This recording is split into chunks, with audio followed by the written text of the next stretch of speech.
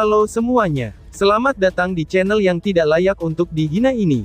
Dan jangan lupa untuk membantu channel ini, dengan cara subscribe, like, dan komen. Mohon maaf jika alur ceritanya tidak sesuai dengan isi videonya. Karena memang videonya belum rilis. Jadi harap maklum. Kalau tidak maklum, maka jangan berharap. Baiklah, tanpa berlama-lama lagi. Aktifkan posisi santainya, bakar rokoknya, seruput kopinya, dan mari kita berhayal.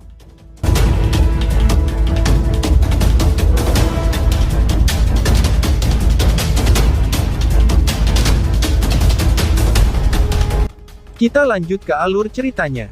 Pria parubaya di atas batu itu, jelas sangat dikejutkan oleh pertanyaan Lindong. Tak lama setelah itu, pandangannya melayang ke kuali tembaga merah yang nampak suram dan kusam, yang berada di tangan Lindong sebelum dia bertanya dengan senyum tipis. "Oh, kenapa kamu tertarik dengan itu?" tanya pedagang itu. "Aku sedikit minat saat memkari harta," jawab Lindong. Lindong terkekeh. Dia secara alami tahu semua orang di sini sangat berpengalaman. Meskipun mereka tidak tahu persis, apakah setiap item itu memancing seseorang dari daerah iblis unik, mereka sangat waspada. Setelah semua itu, ada kasus-kasus di mana barang-barang yang tampak rusak, sebenarnya adalah harta yang tak ternilai. Mendengar jawaban Lindong, pria parubaya itu menyipitkan matanya sedikit, sebelum mengirim tatapan tajam ke arah kuali merah rusak kusam itu. Hanya setelah beberapa saat, dia perlahan-lahan menarik kembali pandangannya. Dia sudah melakukan banyak penelitian, dan hanya setelah dia gagal mengungkapkan sesuatu yang unik tentang benda itu, dia memilih untuk menjajakan barang-barang ini. Ini terutama pada kuali perunggu, karena tidak ada sedikit pun fluktuasi di dalamnya. Oleh karena itu jelas bukan harta karun Yuan murni, yang memiliki kecemerlangan yang disembunyikan. "Apakah kamu tahu apa itu?" tanya Lindong. Saat pria parubaya itu mengerutkan dahinya, Lindong melambaikan kuali perunggu di tangannya, sebelum mengajukan pertanyaan ini kepadanya. "Jika aku tahu, mungkin aku bahkan tidak akan menjualnya," jawab pria parubaya itu sambil tersenyum. "Berapa harganya?" tanya Lindong sekali lagi dengan suara lembut. Pria parubaya itu ragu-ragu untuk sementara waktu. Segera, matanya samar-samar berbinar sebelum dia menjawab. 10 juta pil nirvana, jawab pedagang itu. Setelah dia berbicara, keributan muncul di antara murid-murid Dao Sekte di belakang Lindong, saat mereka menatap pria parubaya itu dengan marah. Orang ini bahkan tidak tahu apa-apa tentang item ini, namun dia benar-benar berani mengutip harga yang begitu keterlaluan. "Tuan, bukankah harga yang kamu sebutkan itu sedikit terlalu rakus?" tanya Lindong sambil samar-samar mengernyitkan alisnya. "Harga barang-barang yang kami jual di sini, terutama yang tidak diketahui asalnya akan cukup tinggi. Itu karena kita harus memikul beban berat, jika benda yang tampaknya tidak berguna ini, ternyata harta yang tak ternilai. Kamu juga harus mempertimbangkan sudut pandangku. Jika item ini benar-benar berubah menjadi permata, berapa banyak darah yang akan aku muntahkan?" jawab pedagang itu. "Seolah-olah, ada begitu banyak harta karun yang tak ternilai, yang tercakup di dunia ini," ucap Lindong santai. Dia tidak ingin mengatakan apa-apa lagi. Setelah ragu-ragu sejenak, dia mengeluarkan tas Qiankunnya. Namun setelah dia mengeluarkan tas Qiankunnya, tangannya menjadi kaku ketika dia tiba-tiba teringat sesuatu. Semua pil nirvananya digunakan oleh Little Marten untuk membentuk formasi besar. Meskipun Ying Huan juga menjadi sukarelawan pil nirvana, Little Marten hanya mengambil cukup pil darinya untuk menambah jumlah yang kurang dimiliki Lindong. Oleh karena itu, Lindong saat ini pada dasarnya telah miskin. Di saat tubuh Lindong menegang dan dia mulai merasa canggung, tangan seperti batu giok memberikan gelombang lembut, melemparkan tas Qiankun pada pria parubaya berpakaian abu-abu yang berada di atas batu. Setelah menerima tas Qiankun, pria parubaya itu meliriknya, sebelum melihat wanita muda ramping dan elegan berdiri di belakang Lindong. Setelah itu, dia mengirim senyum ke arah Lindong dan berkata, "Kamu sangat beruntung dengan para wanita, pria muda," ucap pedagang itu. Lindong memiringkan kepalanya dan melihat ke arah Ying Huan sambil tersenyum. "Terima kasih," ucap Lindong. "Perilaku yang benar, itu didasarkan pada timbal balik," jawab Ying Huan dengan santai. Mata besarnya melirik Lindong sebelum menarik kembali.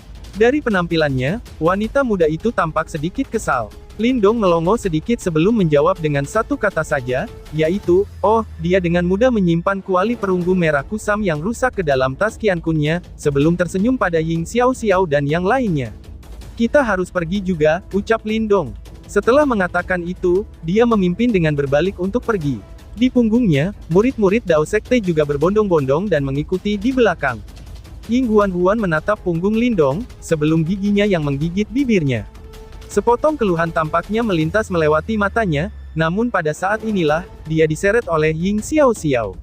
Ketika Lindong dan yang lainnya kembali ke penginapan mereka, mereka melihat Qi Lei, Chen Zhen, dan dua Master Aula lainnya, telah berdiri di sana dengan ekspresi tegas di wajah mereka.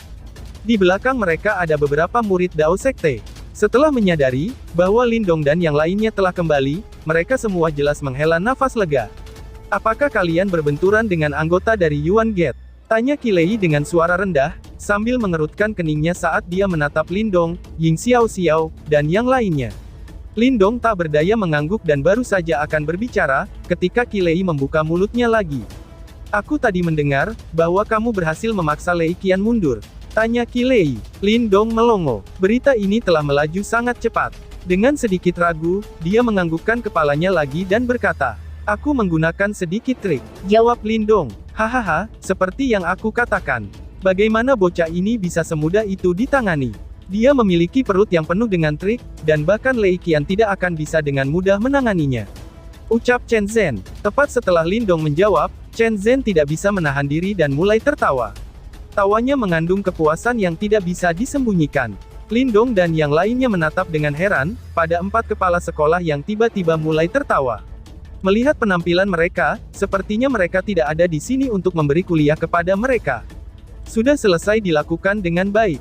Meskipun kamu terkadang harus mempertimbangkan gambaran besarnya, bajingan tercela itu perlu diberi pelajaran, ucap Qi Lei sambil tersenyum dan menggosok jenggotnya. Menanggapi adegan ini, satu-satunya hal yang bisa dilakukan Lindong adalah tertawa kering. Kompetisi sekte besar belum dimulai, namun kalian sudah bentrok dengan Yuan Gate. Kalau dipikir-pikir, saat kalian bertemu lagi di Unique Devil Region, pasti akan ada beberapa bentrokan besar. Pada saat itu, kalian semua harus berhati-hati. Ucap Chen Zhen, ketika wajahnya mulai berubah serius setelah tertawa. Iya, jawab Lindong. Lindong, Ying Xiao-Xiao, dan yang lainnya, semuanya mengangguk. Mereka tahu, bahwa ada dendam yang mendalam antara mereka dan Gerbang Yuan. Selain insiden hari ini, jumlah konflik yang akan muncul ketika mereka bertemu di masa depan, pasti akan meningkat. Baiklah, kalian semua harus pergi dan istirahat sekarang. Kompetisi sekte besar akan dimulai dalam 2 hari. Selama 2 hari ini, kamu semua harus menahan diri dan tidak menyebabkan masalah lebih lanjut. Kota Iblis Unik adalah tempat kacau yang dipenuhi dengan segala macam individu. Jangan menyebabkan masalah yang tidak perlu, ucap Qi Lei sambil tersenyum saat dia melambaikan tangannya. Baik, jawab murid-murid. Setelah mendengar kata-katanya, semua murid menganggukkan kepala mereka sebelum berhamburan. Bocah ini benar-benar penuh kejutan. Tubuh Lei Qian sepertinya sudah mulai menghasilkan life ki. Namun dia masih dipaksa mundur oleh Lindong, gumam Wei Lei dalam benaknya. Melihat ke arah yang telah menyebar dari Lindong dan murid yang lainnya, Qi Lei tidak bisa membantu tetapi menggumamkan pikirannya. Si kecil ini memiliki beberapa trik di lengan bajunya. Tidak mudah untuk menghadapinya, ucap Chen Zhen sambil tersenyum. Namun kita tidak bisa berpuas diri. Lei Qian adalah yang terlemah di antara 3 raja kecil Yuan Gate. Little Yuan King dan Little Spirit King adalah yang lebih bermasalah. Sebelum kompetisi sekte besar dimulai, kita harus memperingatkan Lindong dan yang lainnya untuk lebih berhati-hati. Jawab Qi Lei sambil menggelengkan kepalanya. Setelah mendengar kata-katanya, senyum di wajah Chen Zhen dan 2 Master Aula lainnya berubah sedikit terkendali, sebelum menghela nafas dengan lembut. 3 raja kecil Gerbang Yuan memang lawan yang tangguh. Mereka tidak tahu, apakah Lindong dan yang lainnya akan bisa menangani mereka jika mereka bertemu dengan mereka di daerah Iblis Unik. Mereka hanya bisa berharap, bahwa mereka tidak akan menderita kerugian besar yang sama, seperti yang mereka lakukan di kompetisi sekte besar sebelumnya. Malam pun tiba, dan secara bertahap menyelimuti kota unik iblis yang luar biasa. Sementara itu, keributan di siang hari secara bertahap mulai mereda di bawah angin malam yang dingin. Di sudut lain kota ada halaman luas dengan beberapa orang yang bolak-balik. Ini adalah area penginapan untuk Gerbang Yuan di Unique Devil City. Saat ini, ada 3 sosok di dalam halaman yang tenang, yang terletak jauh di dalam kompleks besar. Salah satunya adalah Raja Guntur Kecil, Lei Qian, yang telah berselisih dengan Lindong sebelumnya. Di depan Lei Qian, seorang pria tampan mengenakan jubah putih, berbaring di sebidang rumput dengan daun menggantung keluar dari mulutnya. Dengan tangan diletakkan di belakang kepalanya, dia dengan malas melihat langit malam. Setelah beberapa lama, tatapannya menjelajah sebelum dia melirik Lei Qian dan berkata, "Aku tadi telah mendengar, bahwa kamu dipaksa untuk berlari dengan ekor di antara kaki kamu, oleh murid baru Dai Dao Sek di distrik mencari harta itu ya?" Tanya sosok tersebut. "Aku hanya ceroboh, dan dipukul oleh bocah itu. Dalam pertarungan sungguhan, aku akan menghancurkan semua tulang di tubuh bocah itu dalam 10 gerakan." Jawab Lei Qian sambil mengerutkan keningnya, sebelum dia dengan dingin terkekeh. "Heh, kamu satu-satunya orang dari 3 raja kecil yang mampu kehilangan taruhan yang pasti, apakah ucapan aku itu benar?" Tanya pria putih dengan senyum di wajahnya, sebelum memiringkan kepalanya untuk melihat ke belakang. Ada seorang pria berpakaian hijau duduk dengan kaki bersilang. Jika seseorang berbicara tentang penampilan, dia pasti tidak akan seanggun pria berkulit putih. Namun, dia layak untuk dilihat kedua kali. Sepasang matanya mencolok panjang dan sempit, memberinya tampilan yang sangat baik. Pada saat ini, kepalanya tertunduk ke bawah saat dia perlahan-lahan menyeka pedang besi di tangannya. Seolah-olah dia tidak tertarik dengan perselisihan antara Lei Qian dan pria berkulit putih. "Jika kamu merasa telah tidak dihargai, pergi dan ambil kembali wajah kamu sendiri selama kompetisi sekte besar. Kamu akan menemuinya di sana pada akhirnya," ucap pria berbaju hijau, sambil fokus pada pedang besi di tangannya, sebelum tersenyum tipis. Senyumnya tampak seperti ujung pedang. "Hutang itu secara alami akan aku lunasi," jawab Lei Qian dengan kesuraman mengisi matanya. Dia tiba-tiba berkata, "Selain itu, bocah bernama Lindong itu tampaknya telah bertemu dengan Ling Qingzu hari ini. Dari kelihatannya, mereka tampaknya cukup dekat," ucap Lei Qian. Tepat setelah dia mengucapkan kata-kata itu, senyum samar muncul pada pria berpakaian putih, sebelum dia memiringkan kepalanya dan melihat ke arah pria berpakaian hijau, yang sedang menyeka pedang besinya. Kecepatan di mana dia menyeka pedang besi perlahan melambat, sebelum dia samar-samar mengerutkan alisnya. Pada saat berikutnya, dia mengangkat kepalanya dan menatap Lei Qian. Seolah-olah dia berbicara sendiri, dia bergumam, "Apakah dia ingin mati?" Setelah suaranya yang lembut terdengar, angin kencang tiba-tiba menyapu halaman. Seketika, tanah diiris berkeping-keping oleh puluhan tebasan yang dalam, yang kedalamannya tidak bisa diukur. Ketika mereka melihat adegan ini, Lei Qian dan pria berpakaian putih saling memandang, sebelum mereka mengangkat bahunya. Sepertinya Dao Sekte akan menderita pertumpahan darah, selama kompetisi sekte besar yang akan datang. Selama 2 hari berikutnya, populasi di Unik Devil City melonjak dengan kecepatan yang sangat mengerikan. Tidak hanya anggota dari 8 sekte super tiba satu demi satu, tetapi bahkan anggota dari faksi terkenal lainnya juga bergegas. Dalam sekejap, interior Unik Devil City benar-benar penuh dengan para ahli yang tak terhitung jumlahnya, menyebabkannya menjadi sangat kacau. Qilei dan yang lainnya jelas telah memperketat kendali mereka di tengah kekacauan ini. Oleh karena itu, sebagian besar murid dari Dao Sekte harus diam-diam tetap di penginapan mereka untuk berlatih, dan tidak memiliki kesempatan untuk keluar untuk menimbulkan masalah. Meskipun kelompok Qilei tidak dengan paksa menahan Lindong dan murid-murid top lainnya, mereka berulang kali menginstruksikan mereka untuk berhati-hati, untuk menjaga terhadap serangan yang menyelinap diam-diam. Saat ini, Unik Devil City sangat kacau. Jika terjadi masalah, kemungkinan bahkan mereka berempat pun akan kesulitan menanganinya. Lindong juga jelas menyadari situasi saat ini dalam Unik Devil City. Karena itu, dia diam-diam tetap di kamarnya selama 2 hari ini, meskipun tidak dihukum dan dia jarang keluar. Lindong juga mengambil keuntungan dari perdamaian yang datang, sebelum pertempuran besar terkemuka untuk mempelajari beberapa hal lainnya. Misalnya, kuali tembaga aneh yang baru saja dia dapatkan. Lindong duduk di tempat tidur di dalam ruangan yang tenang.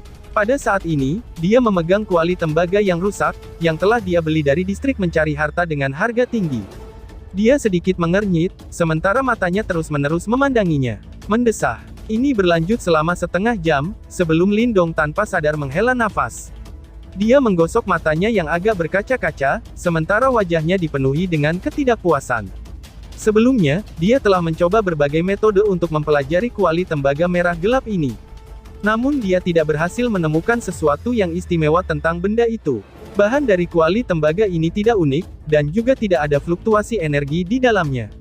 Lindong yakin, bahwa benda ini jelas bukan harta jiwa. Sepertinya, mimpinya untuk menemukan harta besar telah pupus, pikir Lindong dengan ekspresi menyesal. Hah, ada yang salah, gumam Lindong. Lindong bermain dengan kuali tembaga di tangannya, saat dia bergumam pada dirinya sendiri. Ketika dia melihat benda ini untuk pertama kalinya, dia dengan jelas merasakan jimat batu di dalam tubuhnya bergetar lembut. Jimat batu hanya menampilkan reaksi seperti itu, ketika menemukan benda yang luar biasa. Lindong mengerutkan keningnya. Dia menempatkan kuali tembaga merah tua yang rusak di depannya. Itu mungkin untuk melihat beberapa gambar kacau di permukaan kuali tembaga. Mungkin karena erosi selama bertahun-tahun, tetapi gambar-gambar ini sangat memudar. Oleh karena itu, Lindong tidak dapat memperoleh informasi yang berguna dari mereka. Kuali tembaga ini, apa gunanya? Gumam Lindong. Lindong merasa kepalanya sedikit sakit. Beberapa saat kemudian, dia akhirnya menyerah dan menggelengkan kepalanya. Saat dia bersiap untuk memasukkan kuali ke dalam tas kiankunya, matanya tiba-tiba melayang ke arah cahaya di ruangan itu. Segera, dia tertegun sejenak. Setelah itu, matanya menyipit. Kuali tembaga ini, tampaknya kurang menarik. Pikiran ini melintas di benak Lindong. Dia ragu-ragu sejenak, sebelum dia melihat penampilan kuali tembaga yang rusak. Sepertinya benda ini tidak tahan panas. Jika keadaan berubah menjadi lebih buruk, 10 juta pil nirvananya akan sia-sia. Jika benda itu memang benar-benar rusak, maka aku sangat rugi. Gumam Lindong. Namun Lindong bukan orang yang bimbang. Setelah ragu-ragu sejenak, dia mengepalkan giginya. Dengan genggaman tangannya, sekelompok Nirvana Flames yang ganas bangkit dari telapak tangannya. Nyala api ini dapat dibentuk oleh siapa saja yang merupakan ahli panggung Nirvana. Lindong menjentikkan jarinya. Gumpalan api memasuki kuali tembaga dengan kecepatan kilat. Setelah itu, nyala api dilepaskan dengan cepat. Segera setelah itu, Lindong bisa melihat bahwa kuali tembaga mulai meleleh. Segera setelah itu, wajahnya berubah sedikit hijau. Tampaknya idenya memang salah. Selain itu, berdasarkan penampilannya yang rusak, mungkin seseorang telah mencoba metode ini. Namun kemungkinan mereka menyadari bahwa itu tidak berguna di tengah jalan dan karenanya berhenti. Lindong menggelengkan kepalanya karena kecewa. Dia akhirnya kehilangan minatnya. Dengan lambaian lengan bajunya, dia melemparkan kuali tembaga yang terbakar ke sudut di ruangan itu. Setelah itu, dia perlahan menutup matanya dan mulai berkultivasi. Setelah Lindong memasuki kondisi kultivasi, kuali tembaga mulai meleleh dengan kecepatan yang meningkat. Pada akhirnya, itu bahkan berubah menjadi tembaga cair yang menetes ke bawah. Cairan tembaga merah gelap meningkat. Pada akhirnya, kuali tembaga sepenuhnya dilebur. Api Nirvana juga telah tersebar, karena kelelahan Nirvana Ki. Hanya beberapa cairan tembaga merah gelap yang mengalir perlahan yang tersisa. Banyak cahaya merah gelap tiba-tiba keluar dari cairan tembaga saat itu mengalir. Akhirnya, mereka saling berjalin di udara. Di saat Lindong yang sedang duduk di tempat tidur, seolah-olah dia merasakan sesuatu, mata Lindong yang tertutup rapat tiba-tiba terbuka. Dia agak linglung saat menyaksikan cahaya merah gelap yang terjalin di udara. Sebenarnya benda apa ini? Gumam Lindong heran. Lindong kaget ketika melihat adegan ini. Setelah itu, dia melirik kuali logam yang benar-benar meleleh, dan baru kemudian dia tiba-tiba menyadari. Seseorang harus benar-benar menghancurkannya sebelum dapat menemukan apa yang tersembunyi di dalam. Mungkinkah ini yang dianggap, tanpa kehancuran tidak akan ada kemajuan? Namun seseorang akan membutuhkan keberanian yang cukup besar untuk bisa melakukan tindakan seperti itu. Jika bukan karena Lindong yang benar-benar telah kecewa sebelumnya, ada kemungkinan bahwa dia akan mengalami kesulitan mencairkan kuali secara pribadi menjadi tembaga cair. Sebelum Lindong, ada kemungkinan orang lain yang juga mencoba metode ini. Pada akhirnya, orang itu tidak memiliki daya tahan atau tidak memiliki hati untuk melihat sesuatu sampai akhir. Apapun itu, Lindong saat ini sangat senang. Hasil yang ia peroleh secara serampangan ini jelas melebihi harapannya. Apakah ini berarti, gumam Lindong? Mata gembira Lindong berisi beberapa ketidakpastian. Dia menatap cahaya-cahaya yang saling bersilangan di udara, cahaya-cahaya itu terjalin satu sama lain. Akhirnya, mereka tampaknya membentuk beberapa garis dan gambar yang aneh. Penampilan itu, sepertinya sebuah peta. Gumam Lindong, ternyata ini sebuah peta, ucap Lindong kaget. Mata Lindong sedikit fokus. Segera setelah itu, sebuah pikiran melintas di benaknya sebelum energi mentalnya keluar. Itu menangkap gambar peta cahaya, dan menyimpannya di istana Niwannya. Setelah Lindong melakukan ini, garis merah terang mulai menyusut, sebelum akhirnya diaglomerasi menjadi token cahaya merah seukuran telapak tangan merah di depan matanya. Lindong mengulurkan tangannya, dan token merah gelap mendarat di tangannya. Matanya melirik ke atasnya, dan dia bisa melihat gambar nyala menyebar di token cahaya. Ada 4 karakter api kuno yang luar biasa, yang samar-samar hadir pada gambar. Burning Sky Ancient Stars. Gumam Lindong. Lindong menatap 4 karakter api kuno itu. Setelah itu, dia membaca setiap kata dengan keras. Detik berikutnya, matanya tiba-tiba menjadi cerah. Kuali tembaga ini sebenarnya menyembunyikan peta harta karun kuno. Sangat baik, ucap Lindong. Bibir Lindong berpisah saat dia tertawa. Meskipun dia tidak menyadari apa stas Ancient Burning Sky ini, itu mungkin bukan harta karun biasa karena terletak di dalam daerah iblis unik. Tidak akan mengejutkan, bahkan jika tempat seperti itu memiliki harta Yuan murni. Meskipun benda sampah itu tidak berubah menjadi harta karun, penampilan peta harta karun kuno ini benar-benar menebusnya. Nilai dari harta karun kuno pasti sebanding dengan harta Yuan murni. Pikir Lindong, dia tidak rugi dalam transaksi ini. Kemampuan jimat batu tidak mengecewakan Lindong. Setelah memasuki daerah iblis unik, aku bisa membicarakan ini dengan kakak perempuan senior Xiao Xiao dan yang lainnya. Kita bisa mencari yang disebut dengan stas kuno membakar langit ini bersama-sama. Lindong membelai dagunya dan bergumam pada dirinya sendiri. Bagaimanapun, situasi saat ini berbeda dari ketika dia memasuki medan perang kuno saat itu. Dia tidak lagi sendirian, dan sekarang ada sekelompok besar rekan murid yang bersedia mengikutinya. Dia sendiri juga tidak bisa menerima seluruh harta karun kuno itu. Akan lebih baik baginya untuk membagikannya dengan sesama muridnya. Pada saat itu, kekuatan mereka secara keseluruhan akan meningkat, dan kemungkinan mereka akan menghadapi masalah yang jauh lebih sedikit. Lindong diam-diam tersenyum ketika memikirkan ini. Dia dengan hati-hati menyimpan token cahaya ke dalam cincin penyimpanannya. Objek ini kemungkinan memiliki fungsi khusus. Kalau tidak, itu tidak akan disembunyikan dengan sangat baik. Setelah menyelesaikan rahasia kuali tembaga itu, Lindong jelas merasa sangat senang. Namun dia tidak berhenti di sini. Sebaliknya, dia merenung sejenak sebelum tiba-tiba bertepuk tangan. Cahaya-cahaya muncul di tangannya, dan berubah menjadi formasi cahaya yang sangat tidak jelas dan rumit. Formasi ini begitu misterius, sehingga menyebabkan seseorang menjadi terpesona. Bahkan Lindong saat ini tidak dapat melihat melalui misterinya. Ini secara alami seperti formasi alam semesta kuno yang ada di dalam tubuh Lindong. Formasi alam semesta kuno telah banyak berkontribusi pada kemampuan Lindong, untuk melawan 9 ahli panggung Yuan Nirvana dengan 7 kekuatan panggung Yuan Nirvananya. Karena itulah Lindong dapat menggabungkan Yuan Power dan Mental Energi bersamaan, untuk melepaskan kekuatan yang lebih besar. Namun, sejak Lindong mendapatkannya, dia belum menemukan kegunaan lain selain menggabungkan Yuan Power dan energi mental. Namun demikian, selama periode ini, Lindong telah menyadari beberapa fakta, setelah diam-diam mempelajarinya untuk waktu yang lama. Formasi alam semesta kuno dapat menggabungkan energi, ketika diputar searah jarum jam. Namun jika seseorang memutarnya berlawanan dengan arah jarum jam, Lindong menemukan bahwa riak dari formasi alam semesta kuno akan mengalami perubahan total. Pada saat yang sama, fluktuasi itu juga memiliki efek yang cukup mengejutkan dan ajaib. Itu adalah kekuatan untuk membelah. Searah jarum jam akan mengarah ke merger, sementara berlawanan arah jarum jam akan menyebabkan pemisahan. Lindong tersenyum menyaksikan formasi alam semesta yang berputar perlahan, sementara sudut bibirnya terangkat.